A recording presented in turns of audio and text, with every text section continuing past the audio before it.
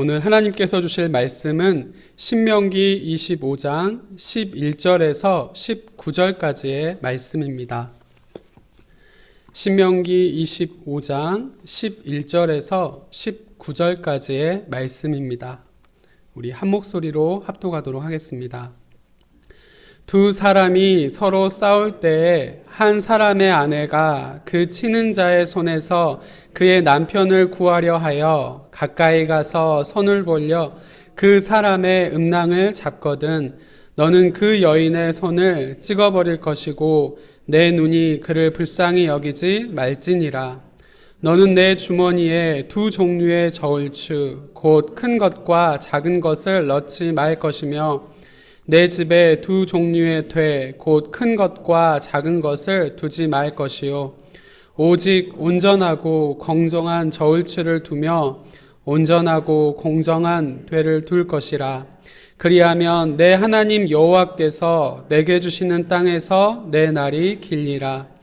이런 일들을 행하는 모든 자, 악을 행하는 모든 자는 내 하나님 여호와께 가증하니라. 너희는 애굽에서 나오는 길에 아말렉이 내게 행한 일을 기억하라.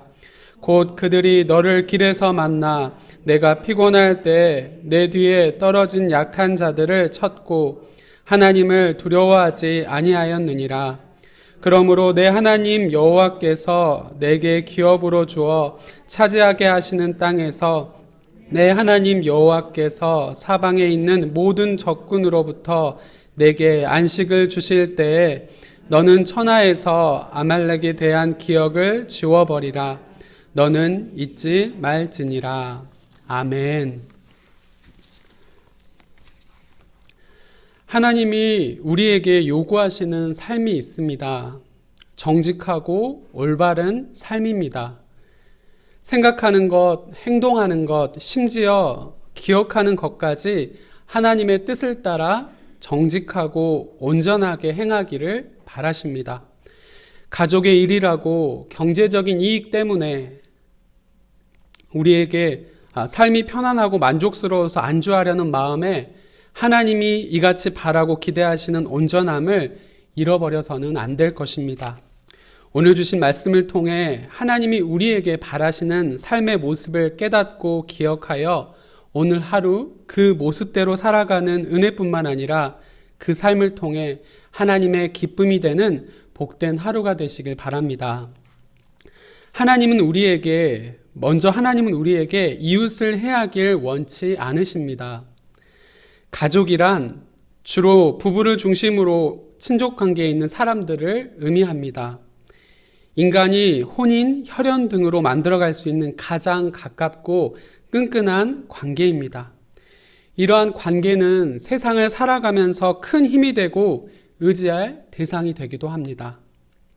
그래서 험한 세상 살아가면서 가족이 누군가와 싸울 때 가족을 돕는 것은 당연한 일입니다. 하지만 오늘 본문 말씀 11절에서 12절의 말씀을 보시면 하나님은 가족이 누군가와 싸울 때 돕기 위해 나서더라도 해서는 안 될 일이 있음을 말씀하고 있습니다. 상대방의 급소를 가격한다면 싸움에서 쉽게 이길 수 있을 것입니다. 하지만 이러한 행동은 상대방에게 치명적인 문제를 가져올 수 있습니다. 자신과 가족을 지키기 위해 상대방에게 치명적인 해를 가하는 것은 하나님께 용납될 수 없는 악한 행위입니다. 또한 하나님은 당시 이스라엘과 오늘 우리에게 정직함을 요구하십니다. 13절에서 15절의 말씀을 보시면 공정하지 않는 저울을 사용하는 것은 예나 지금이나 동서고금을 막론하고 상인들이 종종 사용하는 편법입니다. 이는 다른 사람들에게 마땅히 돌아가야 할 이익을 줄여서 자신의 이익을 늘리는 악행입니다. 16절의 말씀에서 하나님은 이런 악을 행하는 모든 자를 가증히 여기신다는 것을 말씀하고 있습니다. 우리의 머리카락 하나까지 세심받으신 하나님을 두려워하지 않고 그분의 법을 가볍게 여기며 자기의 생각대로, 자기의 이익대로, 자기의 마음대로 행하는 이러한 불법을 하나님은 극히 싫어하신다고 말씀하십니다. 반대로 하나님의 법을 떠나지 않고 지키는 자에게는 놀랍도록 큰 은혜를 부어주실 것을 약속하십니다. 신명기 28장의 말씀을 보시면 말씀에 순종하여 받게 될 복을 말씀합니다. 세계의 모든 민족 위에 뛰어나게 하실 것이며 우리 손으로 하는 모든 일에 복의 복을 더하여 주실 것이라고 약속하십니다. 우리뿐만 아니라 우리의 자녀, 우리의 이웃, 토지의 소산까지 그리고 우리의 가축까지 하나님의 복을 받게 된다라고 약속하십니다. 하나님은 하나님의 법도를 지키는 자에게 하늘의 문을 열어 오늘도 놀랍도록 큰 복을 쏟아 부으시는 분입니다. 또한 공의로운 하나님께서는 우리로 정의롭고 공의로운 삶을 바라십니다. 본문 17절에서 19절의 말씀을 보시면 하나님은 아멜렉에 대한 보복을 명하고 계심을 볼 수 있습니다. 출애굽기 17장의 말씀을 보시면 아말렉과의 전쟁 기사에 대한 내용이 나옵니다. 아말렉은 이스라엘이 출애굽 이후에 광야의 길에서 처음으로 전쟁을 치루었던 민족입니다. 하나님이 아말렉에게 이같이 진노하신 이유는 단순히 이스라엘을 공격했기 때문이 아닙니다. 그들이 사용했던 비겁한 전술 때문입니다. 18절의 말씀에 기록된 대로 아말렉은 이스라엘의 행군 중에 피곤에 뒤처진 약한 자들을 뒤에서 공격했습니다. 즉 군인이 아니라 산적처럼 행동했고 싸울 능력이 없는 여자, 어린아이, 약한 자들을 뒤에서 공격하고 약탈하고 죽였던 것입니다. 그래서 하나님이 아말렉에 대해 이같이 진노하시고 진멸을 선언하신 것입니다. 하나님은 이스라엘이 가나안 땅을 차지해 정착한 후에 천하에서 아말렉에 대한 기억을 지워버리라 라고 그렇게 19절에서 단호하게 명령하고 계십니다. 그들이 이스라엘에게 행한 것은 악이었습니다. 하나님은 악을 반드시 심판하시는 분이십니다. 물론 욥기서 4장에 보시면 하나님은 악을 용서하시기도 하고 심판을 유예하시거나 돌이키기도 하시는 분입니다. 그리고 창세기 19장의 말씀처럼 반대로 신실한 자들의 중보 기도에도 패역에 대해 단호하게 심판하시기도 하십니다. 우리가 기억해야 할 분명한 것은 악의 길에 있다면 속히 돌이켜야 한다는 것입니다. 악한 길에서 돌이키지 않는다면 그 하나님의 심판을 결코 피할 수 없습니다. 무엇보다도 아말렉의 진멸의 가장 큰 이유는 그들이 하나님을 두려워하지 않고 악을 행했기 때문입니다. 18절의 하반절의 말씀을 보시면 하나님을 두려워하지 아니하였느니라 라고 말씀합니다. 이스라엘 백성들이 피곤에 지쳤을 때 뒤처진 약한 자들을 집중적으로 그들은 공격했습니다. 그렇게 행함이 악한 것을 알면서도 그들을 지키시고 인도하시는 하나님을 두려워하지 않았고 의식하지 않았습니다. 그들이 생각하기에 그것은 효율적인 방법이었고 전술적인 방법이었습니다.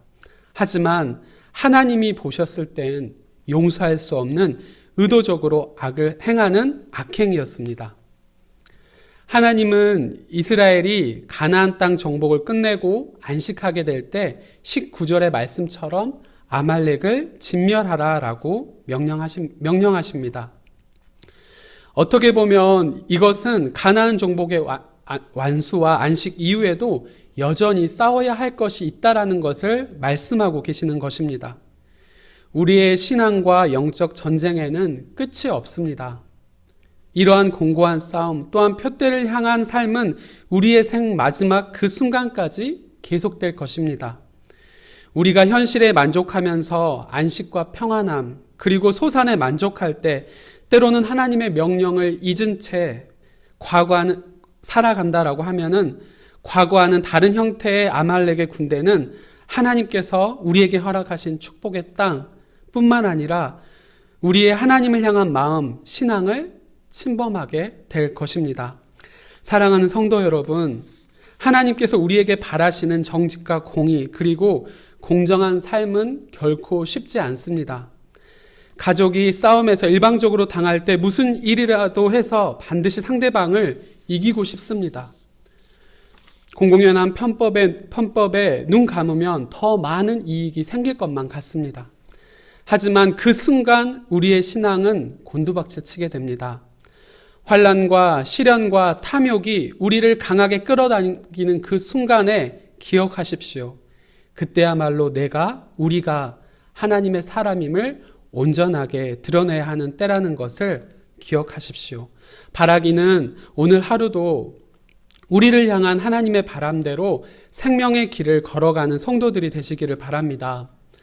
세상의 방법과 더 이익이 될 것 같은 편법을 따르기보다는 하나님이 바라시고 원하시는 하나님의 법, 하나님의 말씀을 따라가는 성도들이 되시길 바랍니다. 그래서 세상이 바라볼 때는 조금 미련하고 어리석어 보일지라도 우리의 마음의 중심을 보시는 하나님께는 기쁨이 되고 자랑이 되는 복된 천국 백성의 모습을 보여주고 증거하는 우리 모두가 되시길 간절히 소망합니다. 기도하겠습니다.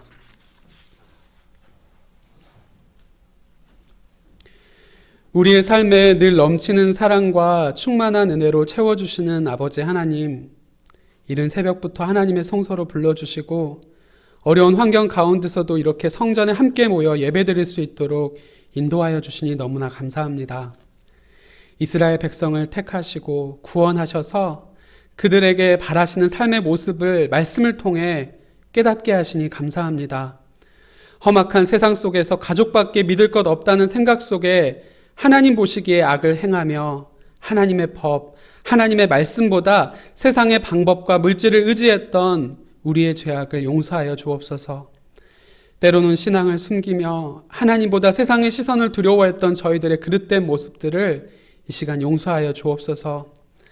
새롭게 허락하신 오늘 하루 말씀에 순종하여 하나님의 뜻을 따라 살아가는 은혜를 더하여 주옵시고 하나님께서 가증히 여기시는 악행과 편법을 떠나 하나님의 백성으로서 정의롭고 올바른 삶을 살아가게 하옵소서. 이를 통해 우리가 하나님의 기쁨이 될 뿐만 아니라 우리의 가정과 이웃, 사회가 우리를 통해 일하시는 하나님을 알게 되는 축복의 통로된 삶을 살아가게 하옵소서.